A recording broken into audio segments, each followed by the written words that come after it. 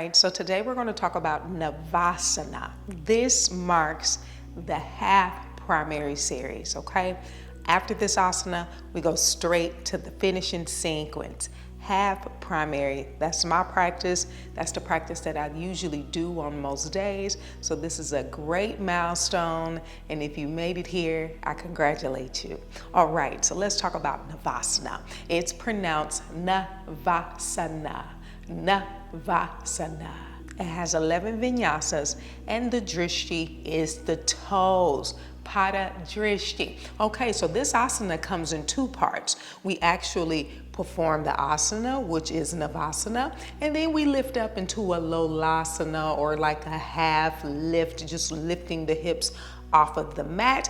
The feet may lift, they may not. Mine didn't for a very long time, and they still kind of don't. I kind of do a Lolasana, but I swing my hips back just to work on the strength and then come back into the asana, and we can talk about it, okay? So let's go ahead and begin. So with Navasana, you want to place the bottom on the mat, the fleshy part between the sit bones and the pelvis, okay? Now, once you place the bottom on the mat, bring the hips into a posterior tilt.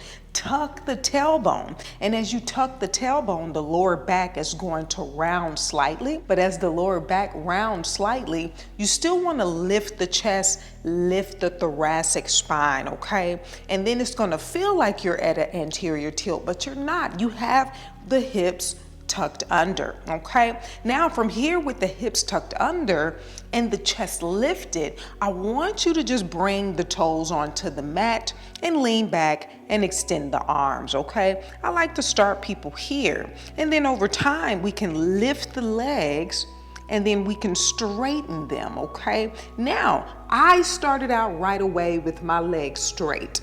Started out right away with my legs straight just to start building strength. And that's what I suggest that we all do, but we know that everybody is different. And sometimes you may have to start with the toes on the mat, then lift the legs to shape a 90-degree, or we can extend the legs, okay? So with that being said, as we're leaning back, hips and posterior tilt slightly, lift the chest, lift the thoracic spine, and I want you to lift the legs from the core and the quadriceps. You're gonna feel the hip flexors engaging, but you can really strain the hip flexors if you're lifting solely from that. So you really want to use the entire body to keep this asana stable. Chest lifted, use the core, squeeze the thighs and squeeze the legs together, toes together,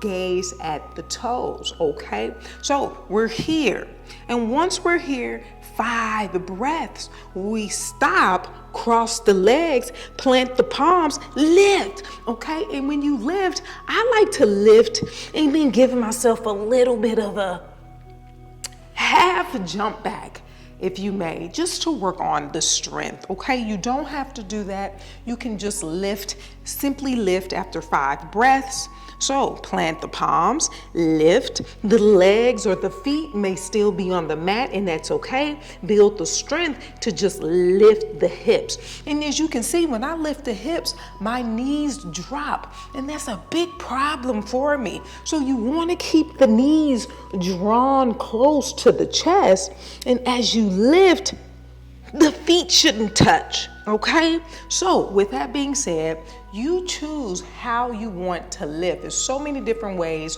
to work on the strength with the lift, but what I will tell you is that it is very challenging. Once you get to the 3rd lift, it feels like it's impossible, but it's okay. Just do your best. Are we ready to go through that vinyasa? All right, let's go ahead and go through it. So let's come into Adho Mukha Shavasana. Navasana. Sapta Inhale, jump through. And come straight into it. Extend the legs, extend the arms for a 1, 2, gazes at the toes. 3, pull the belly in, lift the chest. 4 and 5, Astau Inhale, lift.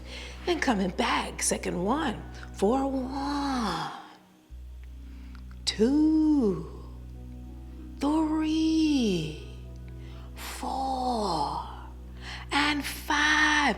Exhale, Astau. Inhale, lift. Third one, for 1, 2, it's burning, I'm shaking. 3, 4, and 5. Exhale here. Astau, inhale, lift.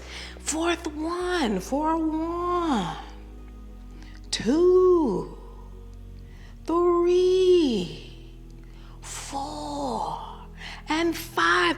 Astau, inhale, lift.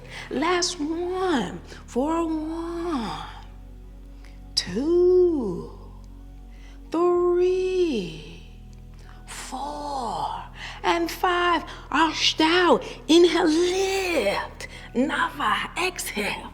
Jump it back. Dasa Inhale. Upward facing. Ekadasa Exhale. Downward facing dog. Beautiful. Navasana.